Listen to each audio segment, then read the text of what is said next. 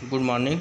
Welcome to Anwar class CGPS। तो बच्चों आज हम देखेंगे कक्षा 12वीं जो है विषय जो है व्यवसाय अध्ययन के अंतर्गत 6वें भाग में। बच्चों यहाँ पर देखेंगे प्रबंध एक शास्त्र के रूप में उपयोग होता है। चलिए देखेंगे किस प्रकार प्रबंध एक शास्त्र के रूप में वर्तमान में प्रबंध का अध्ययन एक विशिष्ट क्षेत्र बन गया है। बच्चों यहाँ पर वर्तमान में प्रबंध के क्रमबद्ध अध्ययन की आवश्यकता हो गई, मतलब लाइन से अनुशासन शास्त्र ज्ञान एवं विवेक की एक शाखा है जिसमें मानसिक एवं नैतिक प्रशिक्षण दिया जाता है। प्रबंध जो है जन्मजात एवं अर्जित प्रतिभा है जो जन्म से होता है ना। प्रबंध में विशिष्ट ज्ञान दक्षता व कुशलता की आवश्यकता होती है। प्रबंध के अपने सिद्धांत व नियम अपना स्वयं का विषय हो गया है। यहाँ पर जो अपने खुद का विषय पर सिद्धांत बना लिया गया है। इसके अंतर्गत विभिन्न विषयों का ज्ञान तथा विशिष्ट उच्च स्तरीय प्रबंधकीय ज्ञान दिए जाने लगा है। MB जैसे बताया गया MBA master of business administration. इसी प्रकार तकनीकी ज्ञान हेतु DBM MBM जो है पर्सनल मैनेजमेंट, मार्केटिंग मैनेजमेंट एवं फाइनेंशियल मैनेजमेंट जैसे विषयों के स्वतंत्र अध्ययन से प्रबंध एक शास्त्र या एक संकाय के रूप में जाना जाने लगा है। ठीक है बच्चों, यहाँ पर ध्यान रखेंगे आप। वर्तमान में अधिकांश प्रबंधन कार्य के पूर्व ही उपयुक्त ज्ञान प्राप्त कर लेते हैं। कुछ जो है कंपनियां तो अध्ययन काल में ही अच्छे विद्यार्थियों को अपने संगठन में नियुक्त करने हेतु प्रयास करते हैं। प्रबंध शास्त्र ने भी समाजशास्त्र, नैतिक शास्त्र, मनोवैज्ञानिक एवं अर्थशास्त्र आदि के नियमों और सिद्धांतों के अनुरूप अपने सिद्धांत विकसित कर लिए गए हैं। प्रबंध शास्त्र में गणित एवं सांख्यिकी के नियम की आवश्यकता महसूस की जाने लगी है। इस प्रकार अपने आप में एक शास्त्र संकाय या अनुशासन बन गया है, मतलब जो शासन बनाया गया अलग से, इसका एक अलग से नियम या शास्त्र बन गया है प्रबंध का बच्चों, है ना। दूसरा देखेंगे प्रबंध एक समूह के रूप में, मतलब समूह के रूप में कार्य करता है। प्रबंध व्यक्तियों का एक समूह है जिसमें विभिन्न स्तर पर जो है विभिन्न कार्य के अधिकारी कर्मचारी निर्देशित कार्य करते हैं। प्रबंध का आशय कदापि एक या कुछ व्यक्तियों से नहीं लगाया जा सकता, इसमें बहुत से व्यक्ति चाहिए, है ना।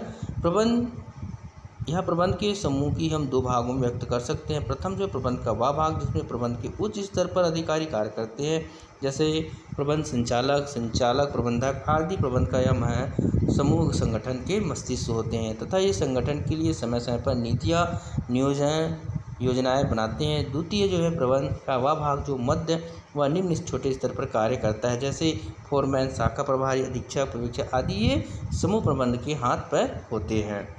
संगठन के द्वारा बनाई गई योजनाओं को कार्य रूप में परिणत करने में महत्वपूर्ण भूमिका अदा करते हैं, अर्थात द्वि समूह से ही प्रबंध के कार्य पूर्ण किए जाते हैं, दो रूप से, है ना। इस प्रकार प्रबंध का कार्य एक समूह रूप में किया जाता है। प्रबंध एक समूह के रूप में होता है क्योंकि प्रबंध के विभिन्न पक्षों के मध्य समन्वय स्थापित करने का कार्य भी करता है ना।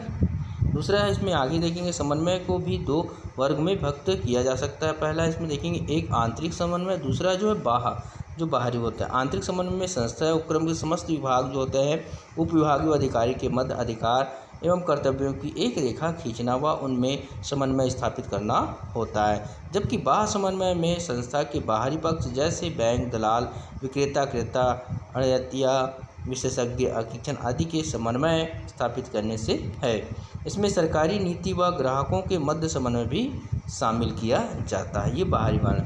तो उपयुक्त विवेचना से स्पष्ट है कि प्रबंध को कोई एक या दो व्यक्ति का समूह नहीं है, अपितु प्रबंध विभिन्न जो है स्तर पर अनेक व्यक्तियों का समूह व प्रयास द्वारा समन्वित रूप में है ना। एक से नहीं हो सकता, अधिक व्यक्तियों से होता है। जैसे खेल में हार या जीत का संबंध पूरी टीम से होता है, उसी प्रकार प्रबंध की सफलता या असफलता भी संपूर्ण सामूहिक रूप से प्रबंध पर निर्भर होता है। नेक्स्ट देखें बच्चों प्रबंध की प्रकृति या स्वभाव किस प्रकार, नेचर ऑफ मैनेजमेंट। जैसे कि पूर्व में कहा जा चुका है कि प्रबंध का विकास मनुष्य के विकास के साथ साथ हुआ है। प्रबंध के उद्गम से लेकर अब तक इसमें अनेक परिवर्तन देखने को मिला है। विभिन्न रूप व स्वरूप में इसका स्वभाव बदलता रहता है जैसे जैसे, है ना। जैसे जैसे मानव सभ्यता का विकास हुआ, आवश्यकता ने अपनी अनिवार्य आवश्यकताओं का स्थान लेना प्रारंभ कर दिया, वैसे वैसे प्रबंध के महत्व में भी वृद्धि होती गई। विभिन्न शास्त्रियों और प्रबंध के शास्त्रियों की अलग अलग विचारधारा के कारण प्रबंध की प्रकृति में भी क्या हुआ, परिवर्तित हो गया।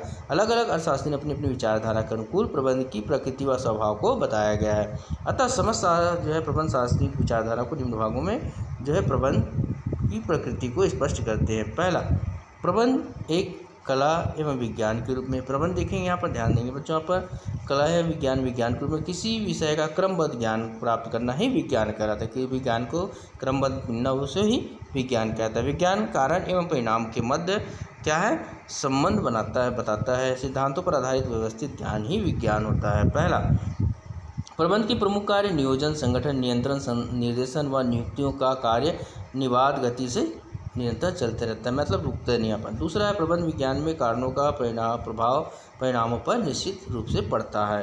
दूसरा है प्रबंध, तीसरा मतलब प्रबंध विज्ञान के अपने निश्चित नियमों और सिद्धांत होते हैं अलग से, है ना। चौथा है बच्चों, प्रबंध विज्ञान के समस्त नियमों और प्रयोगों द्वारा सिद्ध है। पांचवा देखेंगे, कुछ अपवादों को छोड़कर इनके नियम जो है संपूर्ण विश्व में समान रूप से लागू होते हैं। आंकड़ों एवं प्रवृत्ति जिसे डाटा ट्रेड कहते हैं के आधार पर प्रबंध में पूर्वानुमान हमेशा लगाया जाता है, मतलब आने वाला समय में कैसा क्या होगा यह अनुमान लगाना होता है। उपयुक्त जो है तथ्यों से स्पष्ट है कि प्रबंध एक विज्ञान है। अब आते हैं नेक्स्ट, देखते हैं प्रबंध एक कला, हमने पढ़े हैं पहले, विज्ञान है।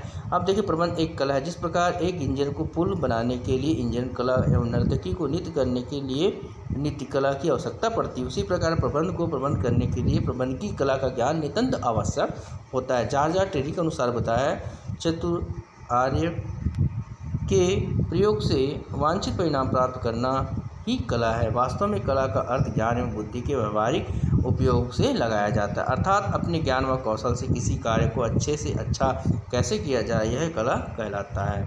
उसमें देखिए फर्स्ट कार्य जो है पहला, प्रबंध का कार्य जो पूर्णतः रचनात्मक होता है। प्रबंध में सैद्धांतिक व्यवहारिक ज्ञान दोनों होता है। यहाँ पर बच्चों आप बताया गया, प्रबंध में कार्य करने की श्रेष्ठ विधि बताई गई है। प्रबंध में अनुमान लगाया जाता है क्या होगा। पांचवा, प्रबंध का ज्ञान भी अनुभव द्वारा ही होता है ना, बिना अनुभव को नहीं होता। प्रबंध कार्य गति जो है व्यक्तिगत दक्षता व ज्ञान पर निर्भर करता है। उपयुक्त तथ्यों विशेषताओं से स्पष्ट है कि प्रबंध एक कला भी है। प्रबंध कला विज्ञान दोनों है। 19वीं शताब्दी तक प्रबंध को केवल कला ही माना जाता था, ध्यान रखेंगे बच्चों यहाँ पर, है ना, किंतु उसके बाद इसे विज्ञान का दर्जा भी मिल गया, अर्थात वर्तमान में प्रबंध विज्ञान भी है और कला भी। रॉबर्ट एन हेलेक्टर के अनुसार मतानुसार बोला गया है, प्रबंध के क्षेत्र में कला विज्ञान दोनों एक सिक्के के दो पहलू है। हुंडज ओ डेनियल के मतानुसार बोलता है, अत्यंत जो है उत्पादक कला इससे संबंधित विज्ञान की जानकारी पर भी आधारित होते हैं। इस प्रकार विज्ञान व कला परस्पर अलग अलग नहीं अपितु एक दूसरे के समान होते हैं, पूरक होते हैं। तो यहाँ पर देखेंगे उपयुक्त जो है कला विज्ञान के रूप में तर्क की व्याख्या करने के पश्चात हमें निष्कर्ष पहुँचे हैं कि प्रबंध को ना तो विज्ञान के रूप में नकारा जा सकता है और ना ही कला के रूप में। दोनों तत्वों का समावेश होने के कारण इसे विज्ञान कला कहने में कोई अत्युक्ति नहीं होगा। अब देखेंगे प्रबंध एक पेशे के रूप में व्यवसाय जो करते हैं, पेशे के रूप में व्यवसाय का निरंतर विकास होना और प्रबंध तथा स्वामित्व के अलग अलग होने के कारण प्रबंध को एक पेशे के रूप में स्वीकार किया जाने लगा है। यह पेशे के रूप में स्वीकार करने के लिए बाध्य होना पड़ रहा है। उर्विक जो है के अनुसार जो बोला, यद्यपि प्रबंध विज्ञान में पेशे के समस्त लक्षण विद्यमान नहीं है, फिर भी यह विज्ञान पेशों की कुछ विशेषताओं को सम्मिलित करने में तत्पर है। विश्व के प्रगतिशील राष्ट्रों में अमेरिका, फ्रांस, ब्रिटेन, रूस, जापान में भी प्रबंध को पेशे के रूप में स्वीकार किया जा चुका है। अब भारत में भी इसे पेशे के रूप में स्वीकार करना आरंभ हो गया है। आज प्रबंध को चिकित्सा, डॉक्टर, अध्यापक, चार्टर्ड अकाउंटेंट की तरह पेशा के रूप में स्वीकार किया जाने लगा है। अब किसी उपक्रम का प्रबंध किसी प्रबंधक को इसलिए नहीं सौंपा जाता है कि वह पूंजीपतियों के पुत्र या रिश्तेदार है, अपितु इसलिए सौंपा जाता है कि प्रबंध की कार्य में निपुण हो, इसलिए सौंपा जाता है। तो प्रबंध जो है पेशा या नहीं कि इसका निश्चय करने के पूर्व हमेशा पेशे को अर्थ स्पष्ट करना होता है। पेशे का अर्थ क्या होता है, लुइस ए एलेन के अनुसार बताया गया बच्चों यहाँ पर, बाकी आप पढ़ेंगे इसमें। तो पेशा एक विशिष्ट प्रकार का कार्य है, मतलब जिसको करता है, जिसका निष्पादन क्रमबद्ध ज्ञान एवं सामान्य जो शब्दावली के प्रयोग से किया जाता है तथा इसके लिए कुछ निश्चित परिमापों एवं मान्यता प्राप्त संस्था द्वारा प्रतिपादित एक आचार संहिता की आवश्यकता होती है। अब विशेषताएं देख लेते हैं बच्चों यहाँ पर। तो यहाँ पर देखेंगे समानता पेशे में निम्न विशेषता होती है। पहला, पेशे में विशिष्ट एवं क्रमबद्ध ज्ञान होना आवश्यक है। दूसरे, पेशे में तकनीकी ज्ञान अत्यंत आवश्यक है।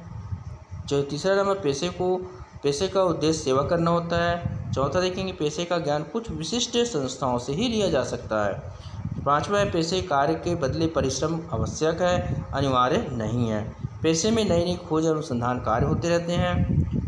सातवां, पेशे के लिए एक आदर्श आचार संहिता का होना भी आवश्यक है। आठवां देखेंगे, पेशा जो है कार्य व्यक्ति से संबंधित होता है, संस्था से नहीं। नौवां देखेंगे बच्चों, पेशे के प्रशिक्षण एवं अनुभव के लिए कुछ निश्चित विधि होती हैं। और 10वां, पेशे में परिष्ट होने वाले व्यक्ति में विशिष्ट योग्यता व ज्ञान का होना आवश्यक है। उपयुक्त जो है विशेषताएं यदि प्रबंध में होती है तब प्रबंध को पेशे कहना या पेशे के रूप में स्वीकार करना कोई संकोच नहीं हो, जितना बताया गया उसके हिसाब से, है ना। तो नेक्स्ट हम पढ़ेंगे बच्चों यहाँ पर प्रबंध में पेशे की विशेषताएं। आज के लिए बच्चों गुड डे, यहीं तक हम पढ़ेंगे आज।